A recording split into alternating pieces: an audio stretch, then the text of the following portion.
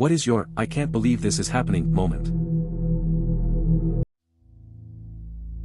I choked on a Chick-fil-A sandwich at a mall food court as a teenager. My friend had gone to get a drink, so I was alone. And I was like, really choking, there's a bit stuck in my throat, but every time I tried to breathe, almost no air got in and the chunk of chicken moved slightly in my airway. I began trying to get people's attention. To no avail. PSA, if you're choking in public, be prepared to die alone, unless you do the Heimlich maneuver to yourself. Which is exactly what I ended up having to do. That sounds pretty intense. Choking alone in public isn't something anyone wants to deal with. It's good you figured out the Heimlich maneuver yourself. That's not easy. It's a reminder to always be aware of your surroundings and have a plan for emergencies. Thankfully, you're here to share the story. Hope you avoid those sandwiches in the future. Stay safe out there. That day my wife and I were having lunch with friends at a restaurant. Wouldn't have been a big deal except I'd recently been blindsided by the discovery of her affair and her subsequent decision to leave me. We hadn't told anyone what was going on, so things were a little strained, to say the least. I was still trying to process everything that was going on, and falling out of love with the woman I'd been with for almost 20 years, and I found myself becoming infatuated with a casual acquaintance I had, a woman I'd met exactly once for all of an hour. Stupid, I know, but that fantasy of falling in love again, of rebuilding my life with someone new, it was the straw I found myself clinging to as I drowned in the emotional maelstrom of divorce. So back to the lunch.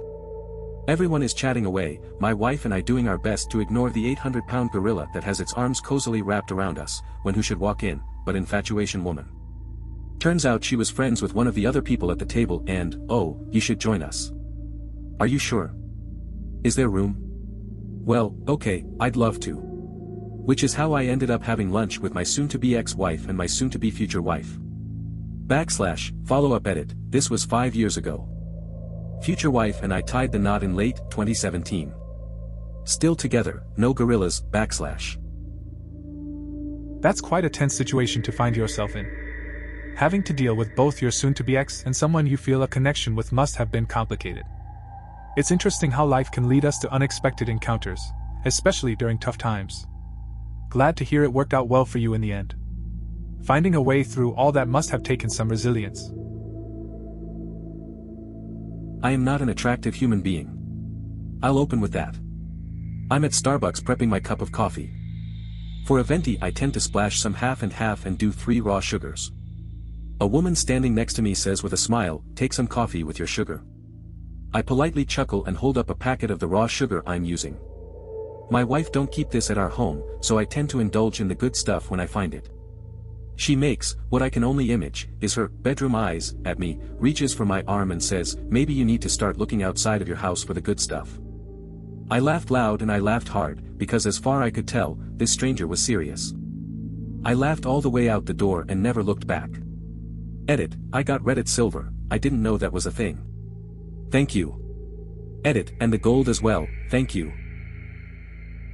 This story is pretty straightforward. Seems like you had an interesting interaction at Starbucks. The woman's comment was unexpected, and your reaction to it sounds genuine. Laughing it off was a good way to handle it. Those small moments can be memorable.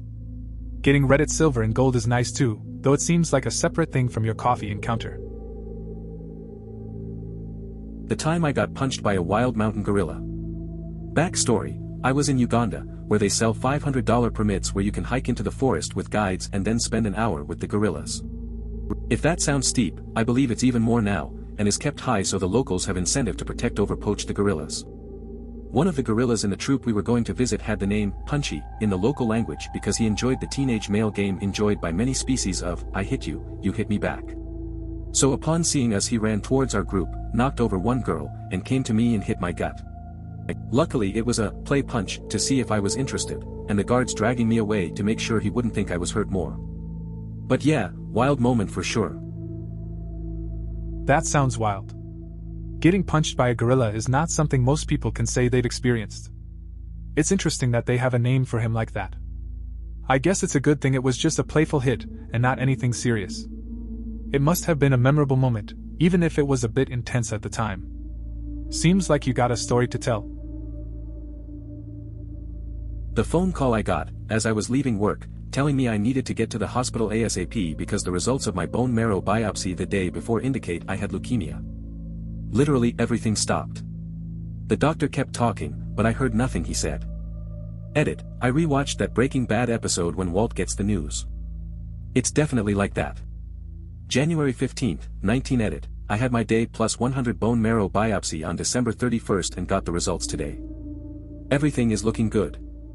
No evidence of AML, no evidence of FLT3, AML is bad, but having the FLT3 mutation makes it so much worse and harder to cure. In all reality, if I had been diagnosed 2 to 3 years ago, I might not be alive today. My chimerism test shows 100% male donor cells, I'm female. So things are going very well so far, knock on wood. That sounds like a heavy situation to go through. Getting that call must have been surreal, like everything just froze. It's good to hear that the latest results are looking promising, though. It's a relief not having AML or the FLT3 mutation. The 100% donor cells is a solid sign too. Hopefully, the progress continues and things stay on track for recovery. I live in an apartment with a balcony overlooking a canal. One evening my partner and I were out on the balcony having a smoke. There was nobody around except for a drunk guy stumbling down the path along the canal. My partner commented that he'd fall in if he wasn't careful, and sure enough, he did. We immediately called an ambulance and my partner ran outside to look for help. The guy was twice our size, and if we tried to help by ourselves, we all would have drowned. Emergency services arrived in less than 10 minutes and pulled him out. He lived. Still gives me shivers to think about what would have happened if we hadn't been outside. That sounds like a pretty intense situation. It's lucky you were there to call for help. A fall in a canal could have ended badly. Good thing the emergency services got there fast. It must feel strange to think about how quickly things can change. Just another reminder to always be aware of what's going on around you. I got a message one day from a stranger that said, "There's something we need to talk about that is important to both of us." I made some time for a call shortly thereafter, and the stranger called me. "Hi. You don't know me, but I think it's important that you know that my husband is sleeping with your wife. I know this, because he left his Facebook logged into our computer at home, and I see everything they have been chatting about for months." Boom. Life upended. I was good to my wife. Really good. Then my life exploded. Children were involved, and families destroyed on all sides. That was the start of the worst year of my life. Over the next 6 months, I lost 40 pounds of weight and probably shortened my life by 10 years due to stress. Bonus points, it turns out that in my appointed position with the local government, I had given the guy an award the year before for his service to children. Good news, it's all good now. It was bound to happen, as I learned later she was a serial cheater before me, so it's not like it wasn't going to happen at some point. I am with a great person now, and family life is great.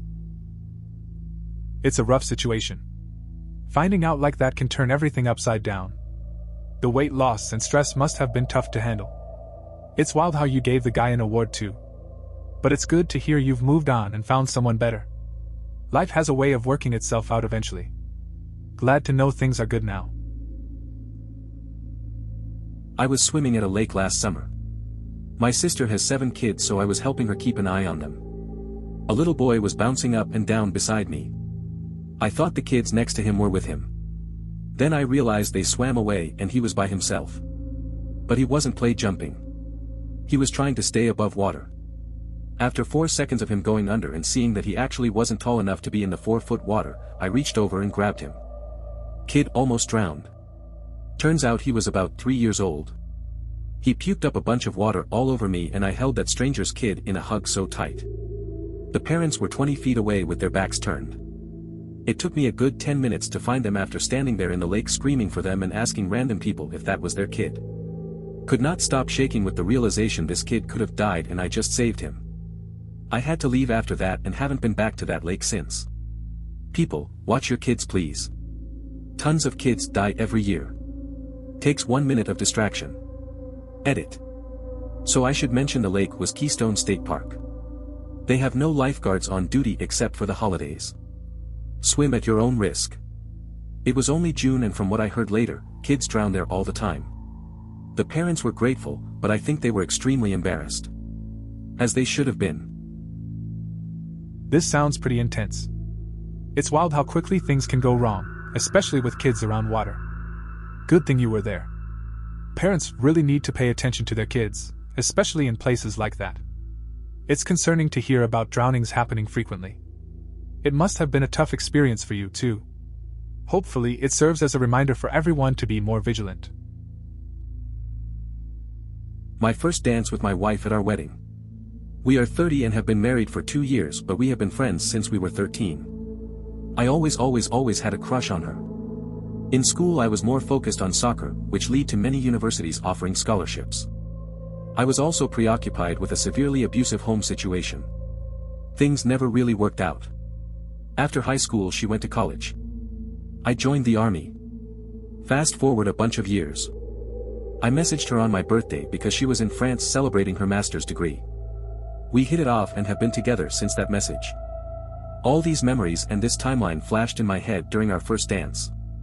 I sobbed. I never thought I was worthy of love. I always thought my purpose was to be everyone else's punching bag. Today, I am the happiest I have ever been. I honestly can't believe this is happening right now.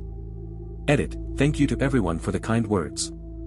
Thank you for all the Reddit currency. If I can pass along one piece of advice. Always communicate, especially when it's hard. We have had 3 heated arguments in almost 5 years of being together. We talk about things we like. We talk about things that annoy us. We talk about getting hurt by each other. We talk about little things that makes us happy. I never wonder how she feels about something and she doesn't either. You're both on the same team. Don't make things harder on your teammate.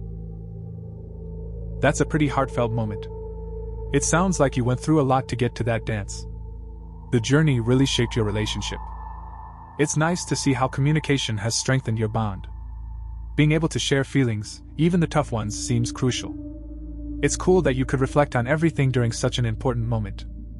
It's good to hear you found happiness after all that. Checking a regular guest out of my hotel when I realized he was having a stroke. Mumbling, repeating himself, couldn't even sign his name. Called 911 so an ambulance could get him to a hospital. The moment it really hit was the next day when his wife called and said I saved his life. Like dude, I work at a hotel. This was not something I ever expected to hear. And #X200B, or when I was 12 and sang with the National Children's Choir at Carnegie Hall in NYC. Even that young I knew this was a big deal. That's a pretty intense situation with the guest. It's not something you picture happening while working in hospitality. It's cool that you were able to help and that it made a real difference. The Carnegie Hall experience sounds special too. Performing there as a kid must have felt significant. Both moments show how unexpected life can be, whether in crisis or achievement. As in actual disbelief. I get a car service to, from the airport for work trips. Was on a totally nondescript work trip. Was in Manhattan for the week, didn't go out much or anything outside of working, just kinda set up shop in my kitchenette suite for food. I mentioned that because I had bought some paper plates at a Dwayne Reed, which I realized was dumb because I needed maybe 3 for the week and had 20-something left over. So I put them in my carry-on to take back with me. Wasn't an issue necessarily, but TSA thought it was weird, so they took them out to check for explosive residue. They were actually super nice about it. Anyway, no problem, I kept them in there.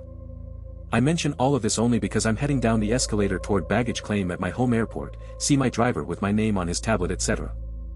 I approach him and he confirms my identity. He then, deadly serious, says something like, I have to inform you that I am a federal agent and we're taking you in for questioning to the federal courthouse. Please follow me this way. I freeze. My brain goes back to those fucking paper plates that TSA pulled out in NYC. Was there something on there? Do they think I'm a terrorist? I just look at him really dumb for what feels like an eternity, and this guy doesn't crack. I think I ask, what are you talking about? And then he finally drops it and says, man, I'm just playing with you, you got any bags?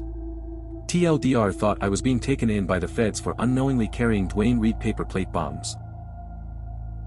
That's a wild scenario.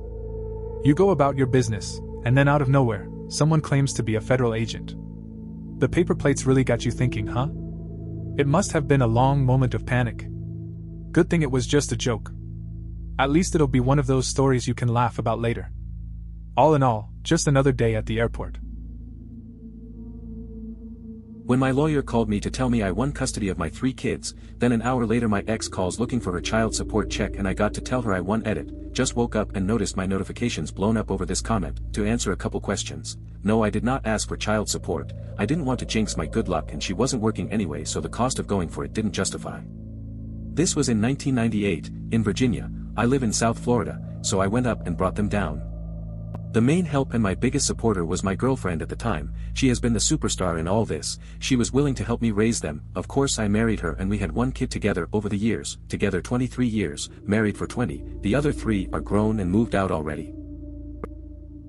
That's a big shift in life. Winning custody is a milestone, and handling the child support call right after must have been a lot. Sounds like your girlfriend played a huge role in it all. It's good to have support during tough times. Now with your kids grown, you probably have some stories to share. Life moves on, and it seems like you've made it work well. I've had a few of these. Some of them were amazing. Some were not. At least my life hasn't been boring. My first solo trip overseas, I took a trip to South Africa. I was still a pretty newbie traveler back then and had no idea what I was doing, but I went. Looking out the window of the plane as it's on approach and thinking, this is a completely different continent, was one of those moments. A few years later, moving to New Zealand. After I caught the travel bug, I got the dream of living abroad. I stepped off the plane with no return ticket. I looked around and thought, this is my life now. I live in this country. One of the best experiences of my life. A few years after that, married and back in the US, I woke up at 4 in the morning with chest pains so bad I couldn't get back to sleep. Woke my wife up and told her I was going to drive myself to the ER. She, bless her for being smarter than I am, said, "You're not driving yourself to the ER. Put your clothes on and get in my car." Went to the ER, they hooked me up to the EKG machine. Started getting some results, and the nurses in the room shifted from efficient but unhurried to, "Get this guy prepped now."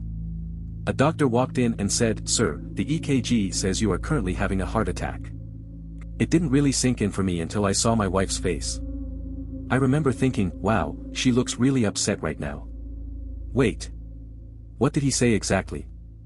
Overall, my life has been more good than bad so far. Ask me again in another decade and I hope to have more stories like the first ones and not a lot more of the second kind, smiley face. That sounds like quite a journey. Starting off in South Africa and ending up in New Zealand is a big change. The heart attack part is definitely intense though. It's good you had your wife there. Sounds like you've had a mix of experiences, but it's nice to hear you're leaning towards the positive side. Here's hoping your next decade brings more good stories. Waking up to find messages from my friend saying he couldn't take it anymore and he was saying goodbye. I've never tried to call someone so quickly in my life, and during the whole thing was just, this can't be happening right now, as it was the first time I'd ever experienced anything like this, let alone the fact there was no warning. He's okay now, but please, if you are going through anything, talk to someone about it, and my DMs are always open to anyone that wants to speak. Please everyone, take care of your friends and family, even strangers, because that might just be what helps someone even if you never know. It's tough to deal with messages like that. The shock of hearing someone is struggling can hit hard.